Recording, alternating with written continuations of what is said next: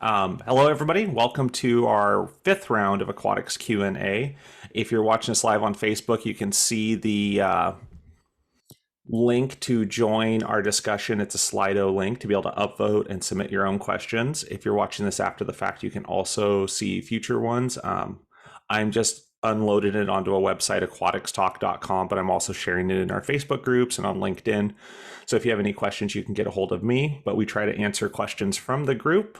So got a few people here today getting started. So I'm going to go ahead and switch over to the first question that was uploaded, and it's one that I love. So with my prerogative, I'm going to start the discussion there as soon as I adjust my Q&A platform here, and then we'll switch over to it. So from the Facebook group this week, Robin asked about dog pool parties before closures. What's your experience with them? Have you done them before? And, what are your thoughts? So anybody in the group have experience with those?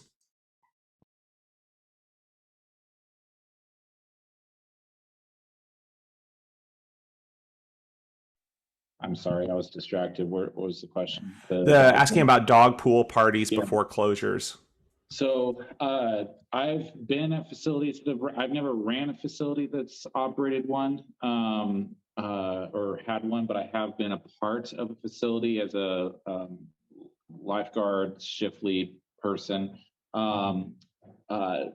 Public loves it. I know that the pool that used to do it when I was a lifeguard at that facility, 15 years ago. They have since stopped doing that, and every year they still get questions. When's the dog park or the dog swim happening? It's like, well, we haven't done that for the last 5 years, and they just don't know. So from a guarding standpoint, when I was a guard, I loved it. I thought it was a lot of fun. Public always really enjoyed it.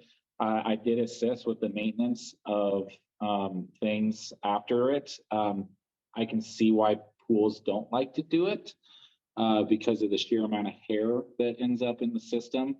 But if I had the option to do something similar at a seasonal facility that gets shut down and drained at the end of the year, I'd probably do it because even though there's going to be some additional maintenance aspects to it, I don't think it's anything that's going to destroy the system. It'll muck it up and it'll take some extra work to clean, but I think it's a great way to get the community out there and have fun with their animals. I've done it at two facilities. The first facility was what we jokingly call like a belly button pool, so just a rectangular box. All communities have them. They all look similar with just little differences. And it didn't work very well because it was okay. Like people had fun and the dogs were fun. But now at my current facility, it has a zero depth leisure pool entry, and I'm responsible for cleaning up the mess. It is my favorite day of the year. It is so much fun. I love it. A couple things that we started doing to help mitigate the messes. You can buy at any of your local hardware stores these most of them are green. They're either green or blue, like pre-filters cut to fit size for air filters. It's a kind of a really loose weave, like a sponge type material. I cut those to fit inside my strainer baskets and slide those in front of the strainer basket, and it helps catch a lot of the hair in the system as it's going through. So that's a big help. Our swim team, which is kind of hilarious, our swim team at the pool I'm at now is called the Corvallis Aquatic Team, which is abbreviated to CAT, and CAT runs a dog wash at the end of the swim.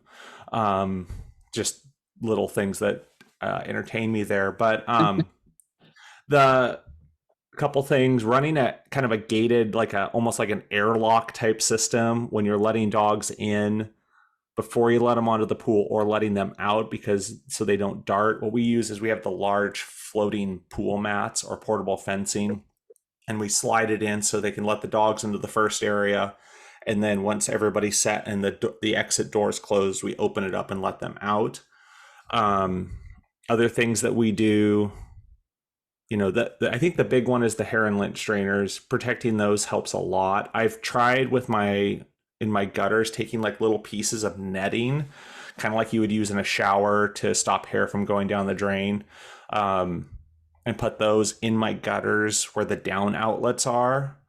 And then also in my skimmer baskets, because it's kind of a pool that has both gutters and skimmers.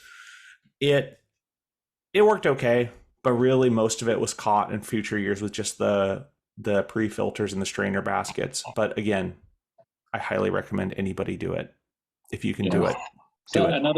another suggestion would be actually if in the same facility that I thought was very unique to this facility was the we had our main pool. It's an older pool, but that's where the dog swim occurred. But then there was a kiddie pool, a large kiddie pool with a zero depth. Um, but it was such a small body of water. What we actually did is a few days before this dog swim happened, we'd shut the chlorine off to it, to that area.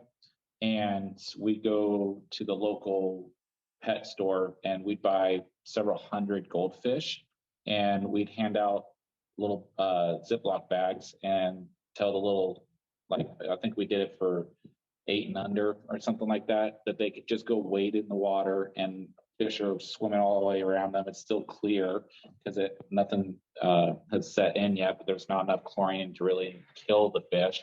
And they just go around. I mean, that's a ball in itself for kids to have the fish swimming, and they freak out when it touches their leg and stuff like that. So it's a lot of fun.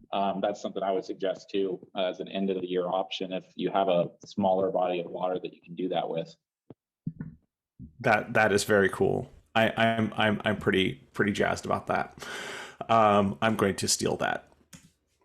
So the next question we got, which I just loved this question, is Clint on the group asks, what's the weirdest thing left in your lost and found?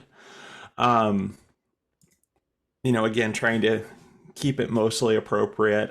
There was, some adult items found in a bag that somebody left, which was a fun one. But I ran into also we found a one-tooth bridge. Like, one-tooth dental bridge was kind of just an odd one. I don't know what you found in yours.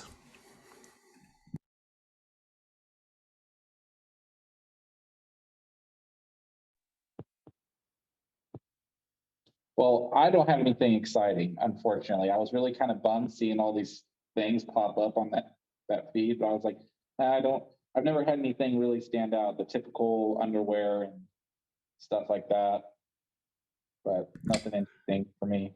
Yeah, we typically will only hold on to that stuff for just a couple days, and then it goes away.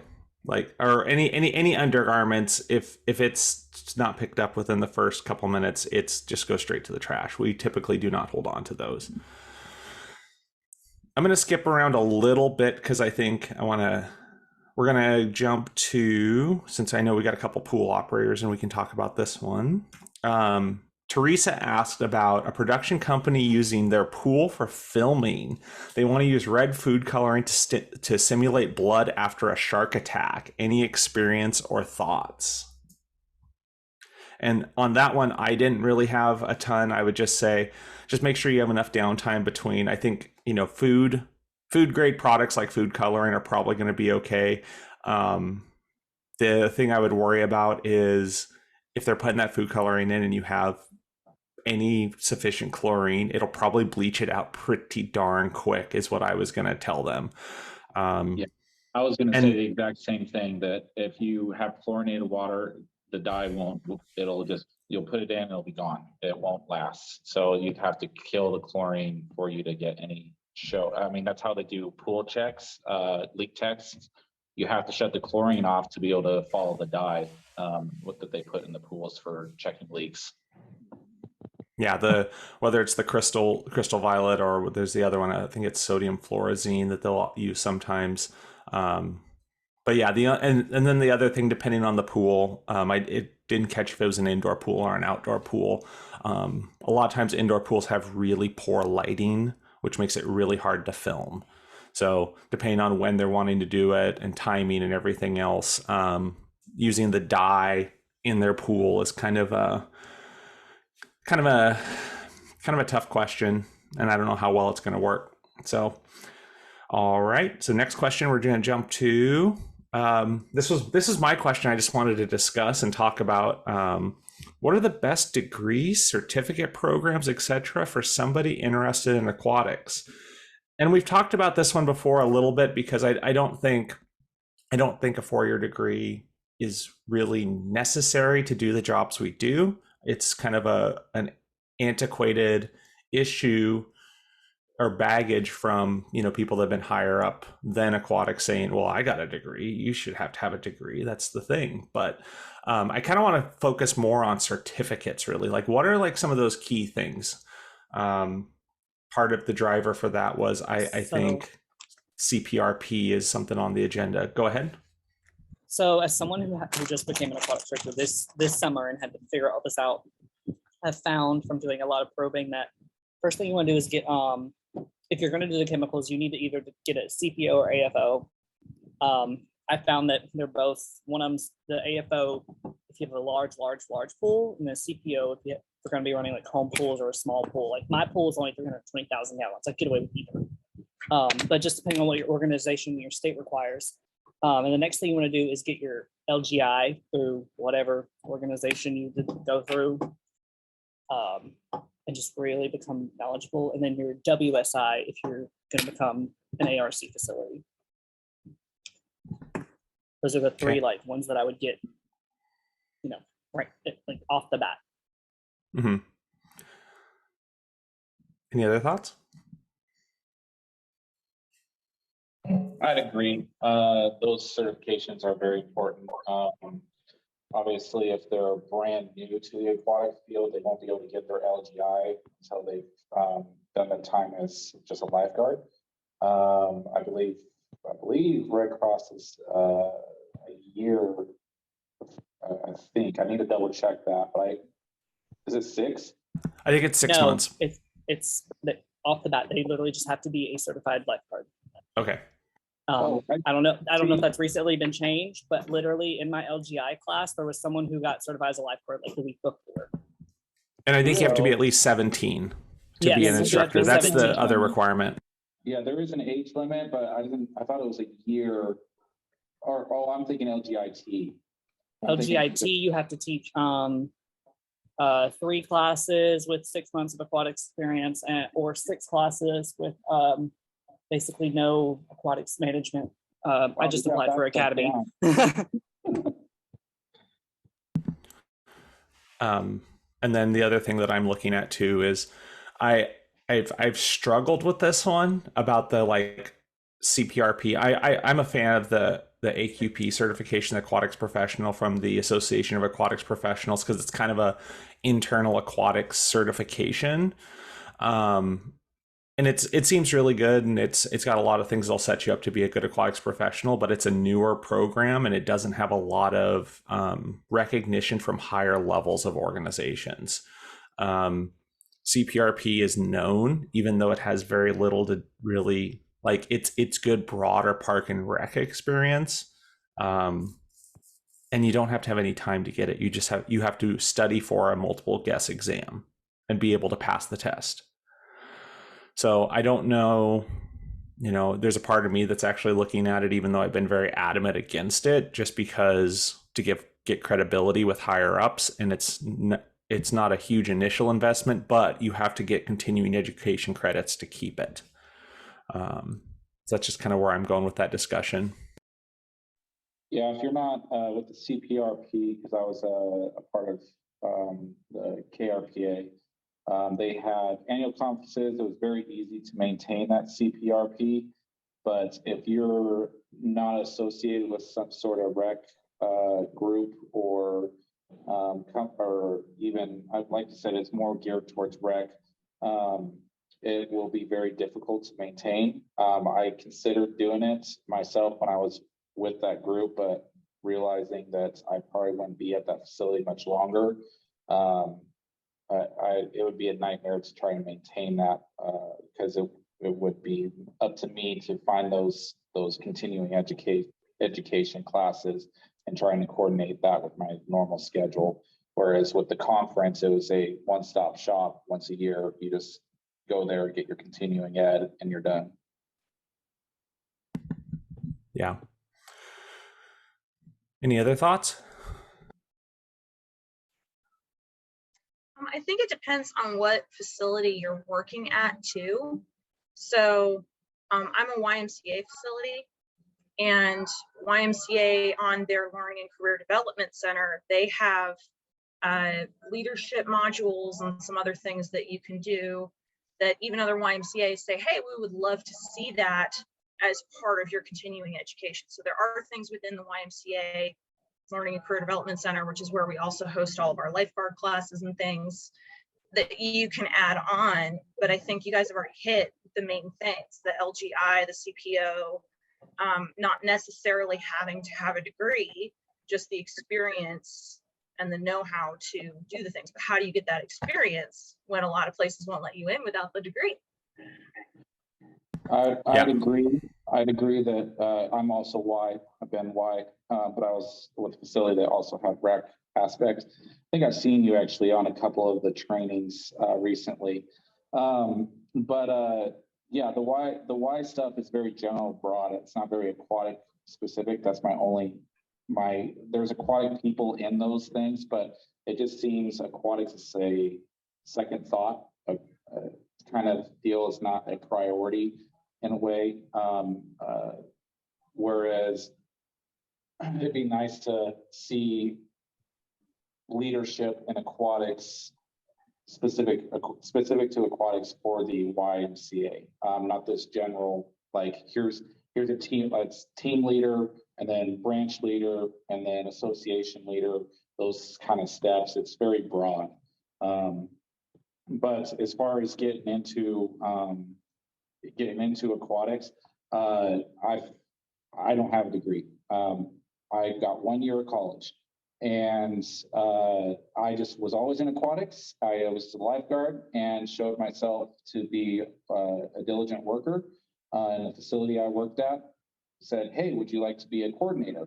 Sure, I'll be a coordinator. Did that for a year. The director left. It was they had a rough go of it. Like prior to my taking over of the director position, there was a new director every year. For 5 years, there was a new director. And when I left that facility, I'd been there 6 years.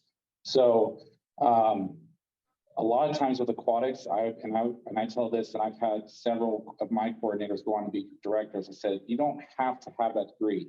If you can show that you have experience and that you're competent, people will hire you still. I'm 22 and I got hired as the director, just because I had 7 years of aquatics experience and 5 of it in aquatics management for a government facility. And I showed up people that were in their 30s and 40s that have been managing places all the time.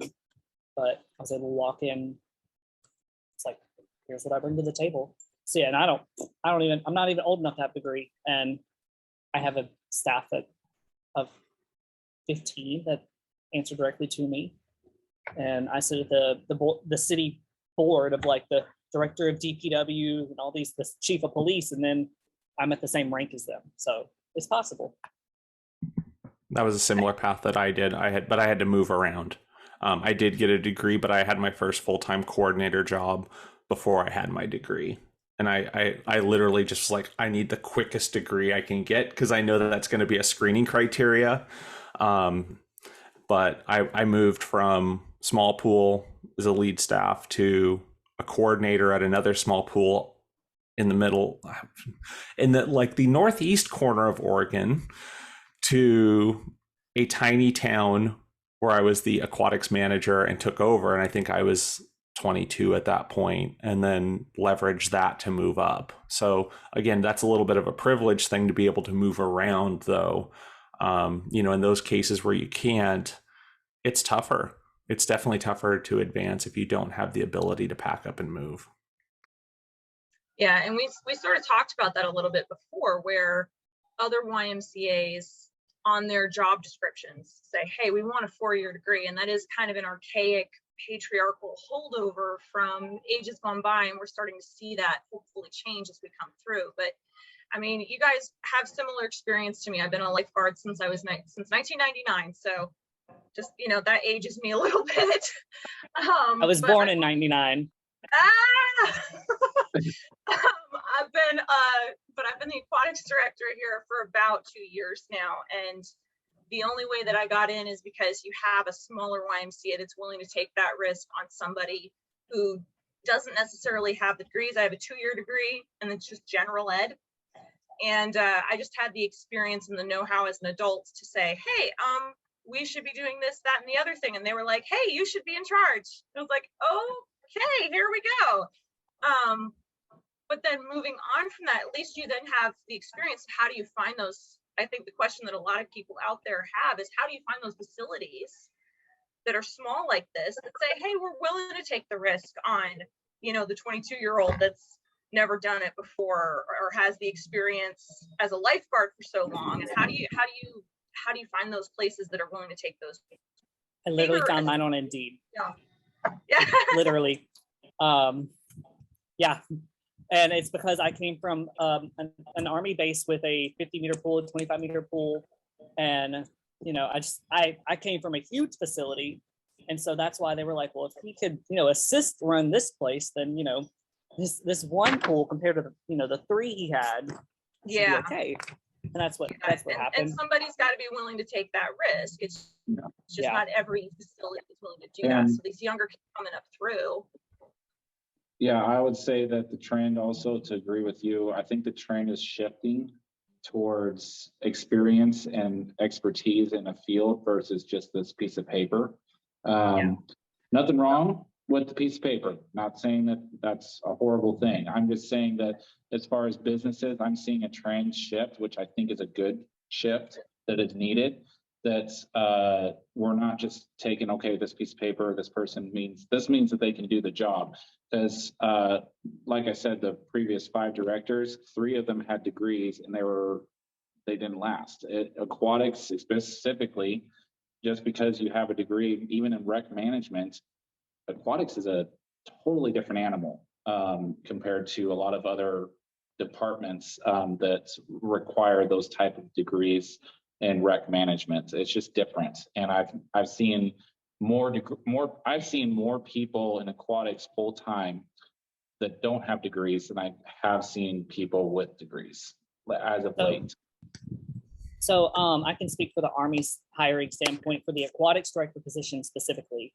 You to be considered for the position, like literally to get hired, to get your application in front of the hiring manager from HR, you have to have a CPO or AFO, an LGI, and they would like for you to be a WSI. Some of the bigger bases, you have to be a WSI.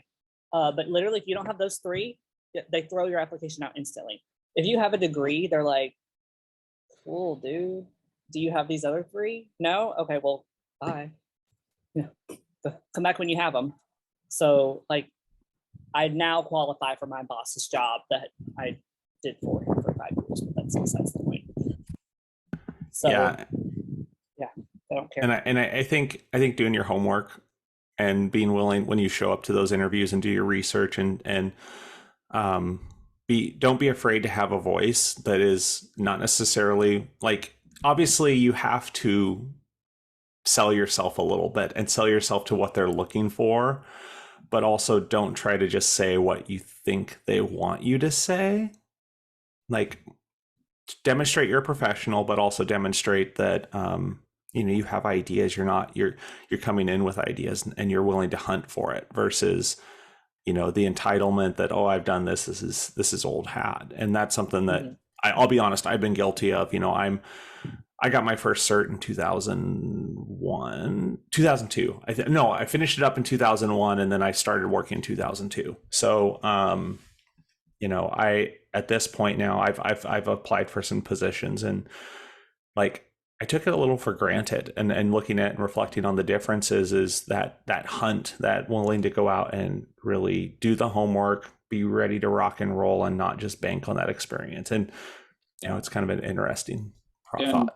I'd agree with that. Do your research on the facility you're looking at. What are their goals? What are they looking at doing? Talk about those during the interview and then be confident. It's not like you need to be boastful, but be confident and show confidence in your dialect and the way you're talking.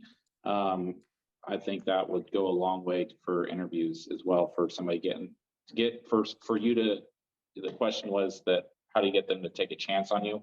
Show confidence. That's how I got this job. I walked into the interview and I was like, here's what I can do. And because the city knew nothing about running a pool. The director of this pool was the same one for 20 years. And it was Ellis ran, and she passed away. And literally the city was like, they tried to open this pool for the last 3 years, but they couldn't find someone to come and open it. Like they couldn't find someone that was knowledgeable.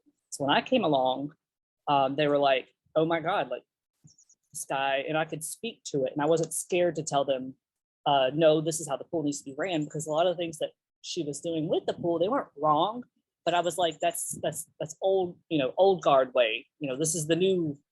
And I wasn't afraid to tell them, no, we can't do that anymore. Well, we did it for 20 years like this. Okay, well, we don't do that anymore. So just being able to stand your ground, and because the pool, they looked at it as I'm what's standing between these kids and their lives. And so they had to be comfortable with someone putting things in place to protect their public, because they didn't know what needed to be done.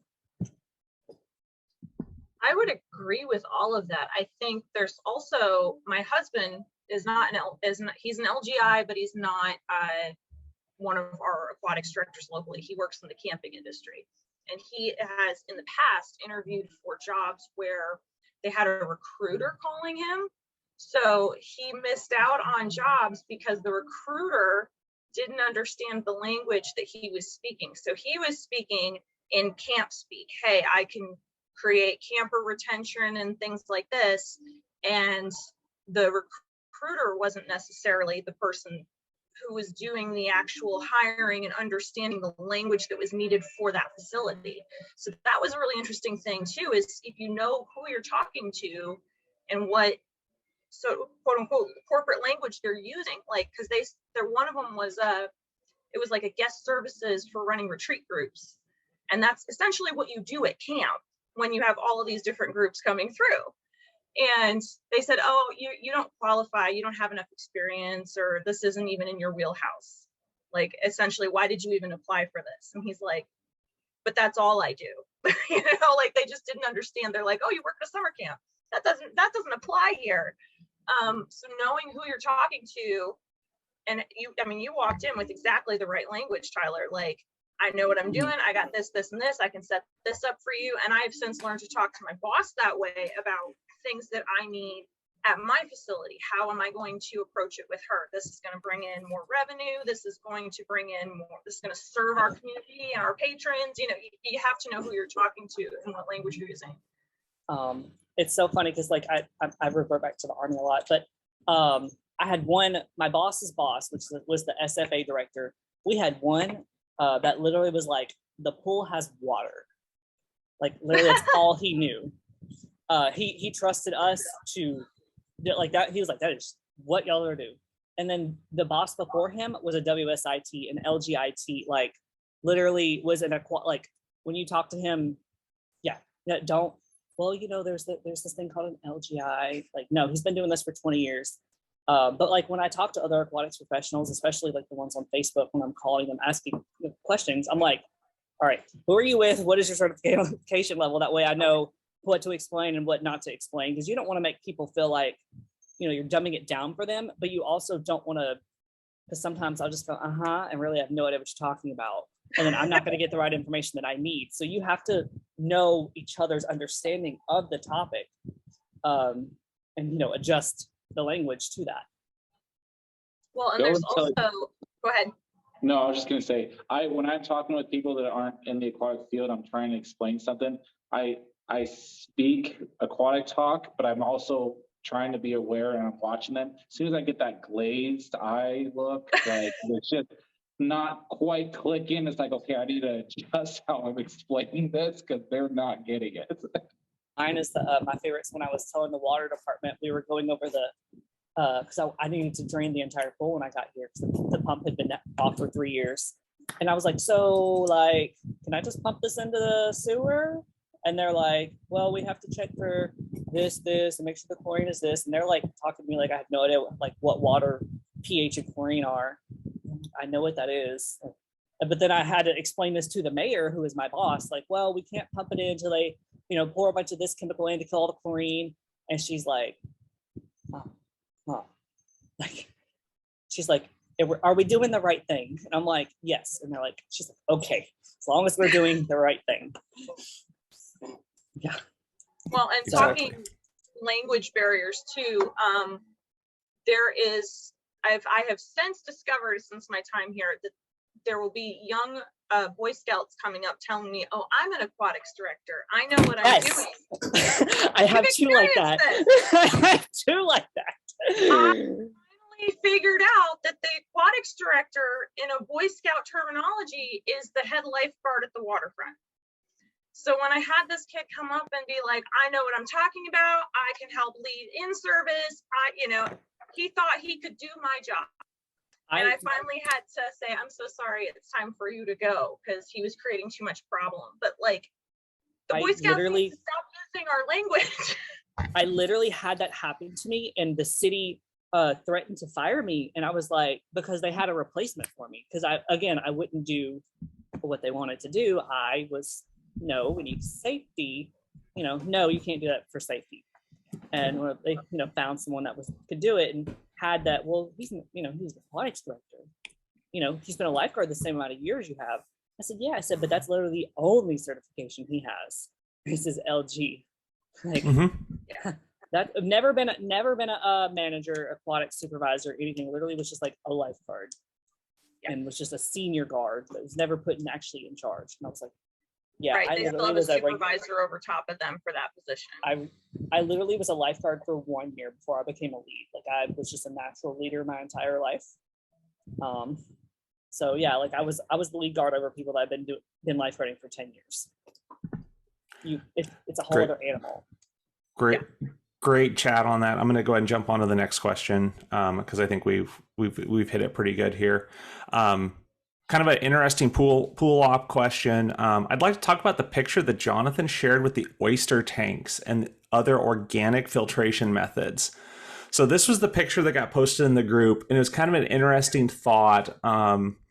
Somebody's like, well, why am I wasting all my money in chemicals? And then it started a discussion about somebody referred to, I think it's the sphagnum moss filtration, that was kind of, some people were trying to start pushing it out a couple years ago, where they would literally put this moss in cages and drop it in your filter pits. I initially was like, that sounds really lame. I'm now trying to rethink that. I'm trying to challenge myself, but I also want to see the data. And I also want to see, like, let's make sure this actually works. And I think as an industry, we rely on a lot of chemicals that come from very harsh production methods. And, there was a fun article, I should try to find the link for it again, about the dirty history of how salt for pools is made and just how bad it actually is for the environment. But I don't know that it's any better than any chlorine production processes. So I'd like to just kick off a little conversation about, are we doing the right thing? Or do we need to rethink what we're doing? I hate the idea, like the pool chemicals. This is my first year even messing with them and touching them. The sodium bicarbonate burns your skin.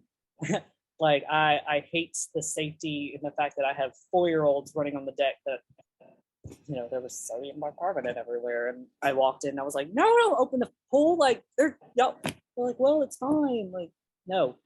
And then I have a 300-gallon chlorine tank in one room. Like, what happens if the pool catches fire? That thing's gonna literally, I don't know if it's combustible chlorine. I guess I should look at the SDS. But like, the nearest house is 20 yards away.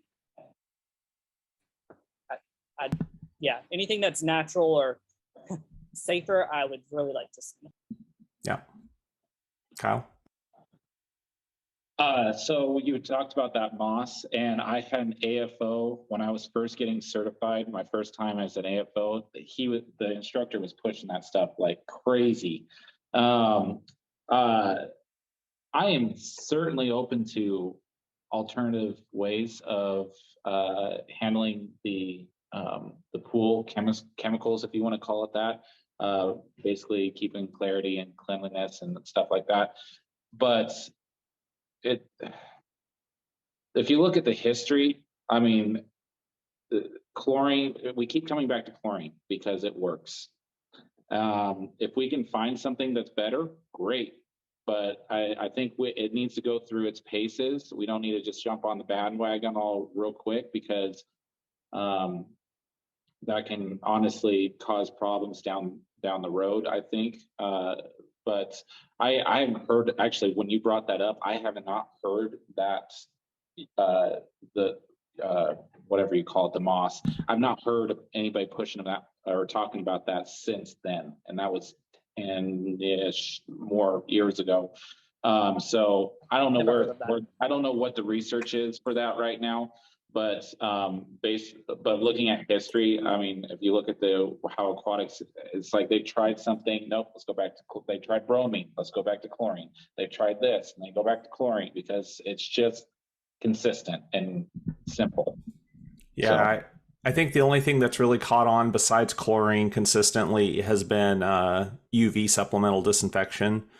You know, we were playing with in the 90s and early aughts with ozone, but the problem is ozone machines take, you know, at that point anyways, ozone was taking a lot of maintenance, and if you had an ozone leak, it would just destroy your mechanical room. Whereas UV systems, the light goes out. It stops working. So yeah, but the UV is again supplemental. It is not a replacement. So that's right. Something that it's got to. If we want to find that replacement, it needs to do at par with chlorine. And so far, I haven't seen anything that shows it being able to do that. So no. You said something about bromine. So I have a chlorine pool, but at home I have a bromine hot tub that I got 3 weeks ago. And I literally know nothing about hot tubs. Actually, it doesn't heat right now, a long story. But why don't we use bromine in pools, and why do we use bromine in hot tubs? Okay, you want to handle this one? You're the CPO instructor. Yep. So bromine behaves similarly to chlorine, it's a good sanitizer. It's less pH dependent. So if your pH is 7.0 or 8.0, your hypobromous acid is sanitizing just as well. But bromine's not a very good oxidizer, so it doesn't chemically break down and treat and help work on your clarity and get things out of your body of water. So oftentimes oxidizer, right? You'll need to, and in a commercial set, you know, in a backyard hot tub, no big deal. That bromine can sit there. You're not putting a lot of bather load into it. It's usually just a family that you're just trying to make sure nothing icky grows in there. Whereas, you know, in a commercial pool, that bromine, you're going to need additional protection there. And that's why chlorine is a better oxidizer, even with its downfall of it's very pH dependent. You know, if your pH, small changes in your pH makes your chlorine a less effective sanitizer. And I'd also add that, and you can correct me if I'm wrong, but I'm pretty sure bromine handles heat better than chlorine. It doesn't, it works similar to the pH. You can, I don't know 100%, but I'd have to go look it up. But I'm pretty sure that bromine doesn't deteriorate or at the higher level that a hot tub was as quickly. And it's even though it's not as effective as oxidation at the chlorine, as chlorine is at the correct pH and a lower temperature, when you get that higher temperature, it starts to kind of balance out in that regard. So that'd be something to look into, and I'd see if that is an actual thing. That's something I read at one point, but I don't know if that's a legit thing. See, like the reason why I did the hot tub bromine is like, that's literally just what one of my friends said. He's like, make sure you put bromine in it. So I went to the pool supply store and was like, hey, I need bromine and whatever I need to start the hot tub. He's like, well, you might need, you know, this chlorine and you're going to need this pH. I said, look, I run a 300,000 gallon pool every day. I know pool chemicals. I don't know bromine. Like, and then he's like, well, I couldn't explain more than what you probably already know. It's like, okay, I mean, it's nothing, yeah. But, all right. I'd have to I don't remember off the top of my head the bromine about the temperature, but that's a good point to look into. I mean, so it's all right. Yeah. All right. Next question. Kaylin asked, how do you do availabilities for scheduling? Crazy amounts of paper on my desk. What do you all use that doesn't Nope. involve paper? So this is a good group. DigiAquatics, is that what you're using? I just went to DigiAquatics, and when I tell you, I am absolutely so I used what is it? Oh shoot, Plan Day. I used Plan Day, but literally it was $200 a year, and I have a very small pool, and it was another app. DigiAquatics, I went to them this week, and I spent probably a good 8 hours setting it up, and I love it. My boss at City Hall, I got her on it yesterday, logged in for her to see schedules.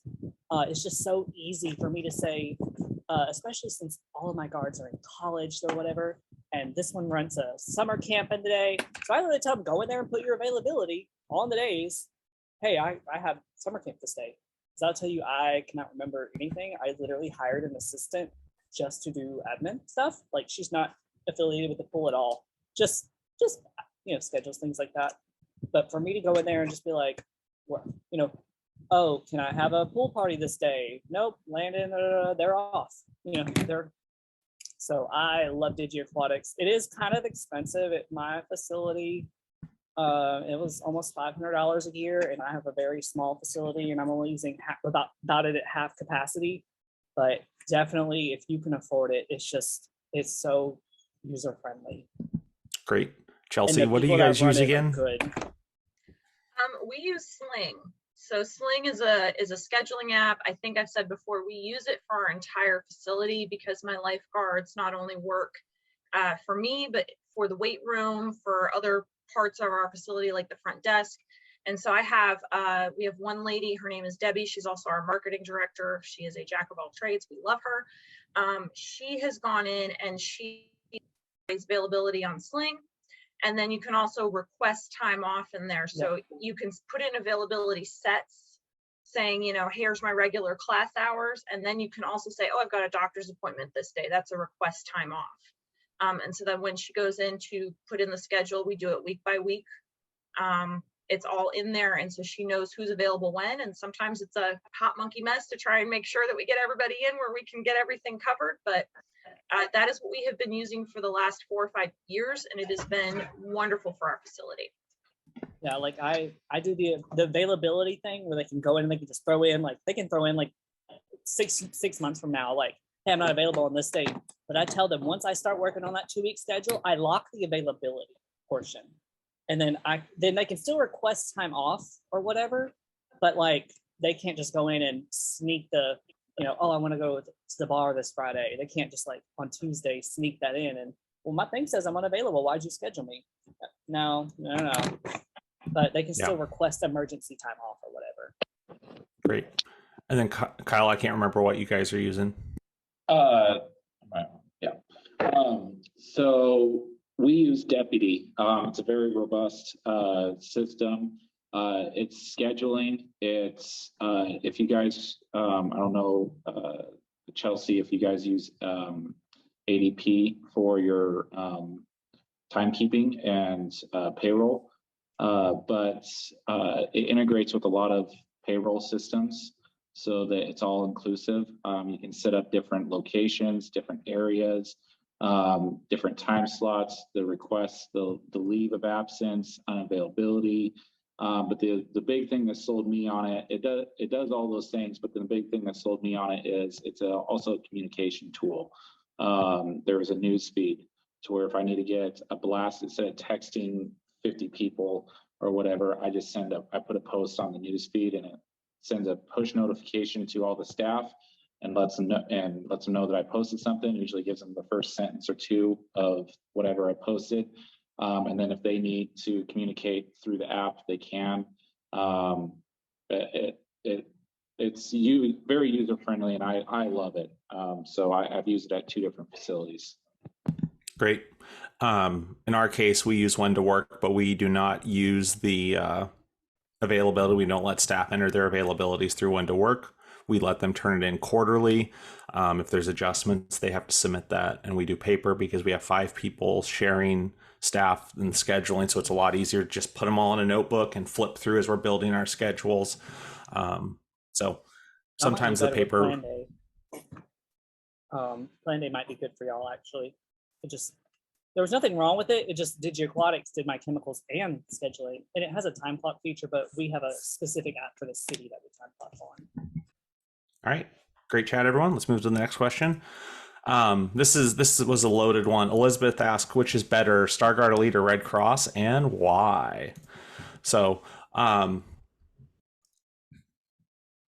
my case, I actually, it depends. I would say I've seen Starguard programs that haven't been thrilled with. Starguard has a lot of similarities to Ellis, but they all have some similarities to each other. The programs are more and more coming along together. I think what's more important is your culture that you create in management. The comment that I made with Starguard on the thread was Starguard will, like, as part of your deal to use them, you have to come in and be audited. And so the fear of an audit will a lot of times increase accountability, not just, if the management team needs to use that as a tool for their staff. Also, a lot of senior leaders will like to see that independent auditing of their work, but that's available through Red Cross, or through other professionals. An individual out here named Jeff Fryer worked on a peer review program that they presented a couple conferences a year ago, where I go in as another aquatics professional and I'll audit your facility. Thoughts on Red Cross, Starguard, Ellis, the differences, and why YMCA lifeguarding also? So, like I said, my guards just went from Ellis to Red Cross. I have never been with Ellis, been with the program with Ellis. But I noticed that when I was putting them through the American Red Cross lifeguard class, that the standards are a lot higher. The amount that they have to swim. Actually, I have Landon, come see. Put a shirt on. Come see. I actually have an Ellis and a Red Cross lifeguard with me, right here. So I felt that they needed to swim more. But Ellis did come in and audit them, and the Jeff, oh God, don't let me, Landry, who is with Ellis, his mom was the director of this facility under Ellis for 20 years. So they came in and looked at my program on the side, and they were, they thought that my program with Red Cross was up to standard. Hey, let me take these out. What is your big difference? Can y'all hear me? Yep. Still coming across. What's your difference? I'm putting you on the spot between Ellis and Red Cross. You remember? I wouldn't say not too much. I mean, the rescues were the same. It's just a different name. Two different names, but like CPR was kind of the same. CPR was the same. It wasn't that big of a difference, to be honest. Okay. And what would you think was stricter, like standard wise? Definitely CPR. No, like between Ellis and Red Cross. Like, I said Red Cross. Red Cross. Interesting. Okay. Thanks.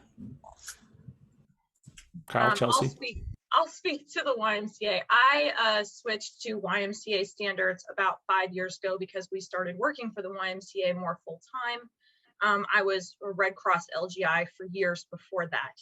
And so my answer is going to be fairly diplomatic. Both of them do a good job at what they're doing. Or I believe Red Cross requires about 200 or 300 yards swimming as their pre-swim. YMCA actually requires right about the same. We break up our swim a little bit, and we also require some more varied strokes. And so what all of this is trying to show at the beginning, we're all just trying to show your endurance. And when we're looking at not only what the rescues do, what the different standards are for the different things, they're all covering the same things. There are some things that I have definitely said I really like a lot more about YMCA though. Our backboarding procedure, I am much happier with overall than the Red Cross procedure. But that also, there's also Red Cross rescues that we teach for deep water that YMCA doesn't address that. They assume that if someone's in a certain depth of water, we're going to just assume it's a spinal.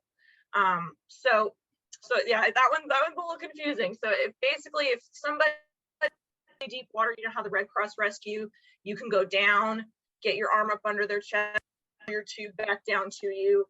I still teach that rescue in my classes because I think it's a very valuable because it says, hey, somebody jumped in and they can't get themselves back up to the top, because I've seen it happen. I've had a guy jump in right next to me on the lifeguard stand, and he just went to the bottom. He didn't know how to get back to his, because he didn't realize it was that deep. But YMCA just says, hey, if you can reach down over the tube and get them onto the tube, great. But if they are so far water, we're just going to go ahead and put them in a spinal, because we usually, I guess at that point, they're assuming that they're probably passed out if they're down at the bottom. So I still teach people the Red Cross rescues. So while they both do good things, they're, you know, everything has its own thing that they say, oh, this is my thing, this is what we do better, and this is what we do better. It's, why couldn't they all just get together and say, hey, this is the one big group of lifeguard rescues that we all teach. You can get them through Red Cross, you can get them through YMCA, you can get them through all these other places. We're all going to call them the same thing, but you know, that doesn't help with marketing either. Yeah, like when I was teaching the simple rescues, I was like, all right, now we're gonna do active on the front, and they're like, and my lead guard goes, fun drive, and everyone's like, oh, okay, and I'm like, all right, Ellis. Like, so Ellis does have cooler names. I'll give them that. They had cooler names for everything, but Red Cross, like literally whatever's in the name is what exactly you're doing. You don't have to know what the fun drive is. Yeah, YMCA is the same, I would say, on that. Just the technique for some of the rescues is a little bit different. And there are some that I am 100% on board with. Like when we're approaching someone from the front, we're actually taking the tube and going up under one arm to the side and pinning them so that they're in such a way that they're not going to be on you. Look it up. I can't really truly describe it, but look it up. It's a really good rescue. And like I said, there's some things that I do like better about YMCA, but there's also some things I like better about Red Cross. Unfortunately, in the area that I am in Oklahoma, Red Cross has a reputation locally of not doing a very good job because they run their lifeguards through so fast. They had 20 guards in a class with 2 people, and they were trying to run it through like in just a couple days with like very short hours. And this was for our local water park. So they came over to use our facility, and my husband and I are both YMCA LGIs, and we're sitting there kind of watching going, oh my gosh, what's happening? Because it was utter chaos. There was no structure, no control. And so if I hire, I really definitely have to put them through a little bit of a retraining if they come over here to lifeguard for me. Yeah, there's like there's certain LGIs that like I will see their name on the certificate. This is back in the Army, and like I wouldn't even question this lifeguard skill. But there's one LGI that literally, I'm like, during the interview, I'm like, we're going to do some rescues. I'm going to see how you do to know if I need to put you through another LG class. So yeah, like there's one specific instructor that literally like, if she could certify like probably a 10-year-old, and I would accept a 10-year-old like on staff just because the standards of her class are so high. Yeah. And just speaking as an LGIT, for Red Cross, I think there's some good things, but it comes down to more program administration. And the other thing that I would just say is the courses sometimes can be a little quicker, especially with the blended learning. I've actually gone primarily to teaching blended learning. But as an instructor, I'm able to incorporate the key points that I need them to know to not only be successful lifeguards, but also to succeed on the test. Kyle, it looks like you were going to chime in on this one if you had anything else to add. I'm just going to echo what you have said, and I think all 3 of those entities, YLS, Red Cross, Star Guard, so forth, they all have their attributes, and I accept all of them. If somebody comes in with that certification, obviously when research comes due, they're getting Red Cross because that's what I am. But I did have a quick question for Chelsea is, what was the difference in the backboarding procedure that was so significant for you? Are you 2-person on deck or single person on deck with backboard? So there's the way we bring them in. We're bringing them in pinned to begin with. So we're not dealing with that chin splint to head splint. Like there's a little bit of a switch around that you've got to do with Red Cross before you get them on the board. At least when I was training 5 or 6 years ago, like some of that may have changed at this point. And then we also backboard the chest strap first, and then we go to the head, and immediately get the head down. And then we do the rest of the straps and pin the hands down in. And to my knowledge, before was different. Yeah, they changed all that. They've changed that. Yeah. Everything. I think they've Everything's incorporated changed. that, and now we're only doing one strap, high Yeah, on the like chest. The only reason there's still straps on my backboard other than the first one is because if they do take my backboard, EMS is going to put the other straps on. So, and the only reason, and that's because I had an LGIT come in and tell me that, because I was getting ready to take them off. Yeah. Okay. Last question, because we're getting a little short on time. I want to keep it right to 10 o'clock. Is Eric asked about messaging and tracking private lesson programs, any one-to-one communication tools and scheduling options. I think from what he was talking about in that program, he's got instructors booking one-to-one with private lessons. And so I wondered if the group has any thoughts on that. So Aquatics allows, what it is there's a link on my Facebook page, and they get this link. There's a form, it looks like a Google Docs form, and then it puts it into this pool of available private lessons. And then the instructors will go in, they can read the availability, read the lesson, all this other stuff. And then they can claim the swim lesson, call the parent. There is no app messaging. So they call them on cell phone, pool phones, and and then they talk and then they agree. So that's the scheduling part. But Aquatics doesn't allow communication to the parents through Aquatics, which I've already voiced to them that, hey, but they have the ability to message staff, an announcement, but not to parents. So, but the grabbing portion I liked, and we're going to use that. Okay. Chelsea, what do you guys do? So we only started implementing private lessons within the last couple of months because we just didn't have instructors available to do it. And the format that I decided to set up is we still use Daxco up at our front desk for all of our programming. And so with Sling, basically my front desk people go, hey, another person signed up. And then they send a picture on Sling to my group of private lesson instructors. And then those private lesson instructors say, I got it. And they call the parent. And then that way we put we put the instructor's name then on that registration form and say, hey, that person got it. Yeah. That way we can keep track of who's got what. But it's very archaic and it's not, I would love to find a better system, but that's what's currently working for us at the moment. Yeah, I'm not sure if I can share my screen or how to do that. I'm not a very Zoom person, but I can show y'all what ours looks like. Is there a way I can do that? We're getting a little short on time, so Okay. we can maybe pop on that on the next time. Kyle, do you have any thoughts to add on the private lesson module? No, I'm good. I basically just have a piece of paper that I get from the front desk when it's signed up. I look at it, and because I know my staff, I'll usually go, oh, this would be a good fit for this person. And I talk to them, and if they take it, they take the sheet, fill out the sheet, return the sheet to me, saying that's been completed, and I move on.